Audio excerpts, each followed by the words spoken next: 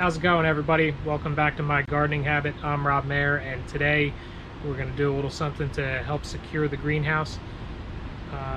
Here in New Jersey, we get some wind, but it seems like this past year we've gotten more wind than I can ever remember. We've had some pretty wild windstorms. Maybe we've always had them, I don't know. It just seems that I'm maybe noticing them more because I built this greenhouse, and when the wind blows, it moves around a little bit. I don't think it's in any danger of lifting off the ground or anything like that, flying away in a storm, but when it gets pretty windy, I lose a little bit of sleep sitting there thinking about it.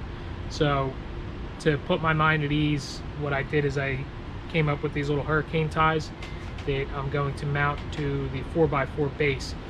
I'm going to mount 3 on the sides, on each side, and then 2 on the ends. And all it is 2 pieces of 1-inch square tubing that are crisscrossed, and then a couple pieces of 3/4 inch black pipe that I cut off in 2-inch lengths, and I welded it all together. I'm not a good welder. I'm learning. I come from a line of welders, and I never really took it up myself until later in life. So I'm getting better at it. Little projects like this are something I love to do because it helps me get the practice that I'm looking for. So I have a little 110 Hobart welder. Just put all these together, welded them up, painted them, and the way that I'm going to secure them is I think it's a 4-foot iron stake. So I don't know how well you can see it on the camera, but we are in a wind advisory today. The greenhouse is moving around quite a bit. It's going back and forth with the breeze, and again, the only way that I could see this thing actually being damaged by the wind, other than a tree branch flying into it, which there is a fairly large one over top, the only way that I could think that the wind would affect it really is if we had such a strong gust that it basically caved in the side and just grabbed the thing and picked it up like a sail. Or if it was able to, while it caved in that side, if it was to lift up the bottom a little bit, lift up the base, and somehow the wind get in under there and turn this thing into a sail and just take it away. I really don't think that that's going to happen, but this is just an extra precaution, like I said, to help me sleep better at night. There's been a couple times this year that you could hear the wind coming down the coming through the yard like a freight train, and didn't really get too much sleep those nights. So again, that's what I'm trying to avoid, is that possibility of the wind getting up under the footing here. And if we can do that, I think we'll be in pretty good shape. I don't really know how well these will hold. I haven't set anything up to really test it yet.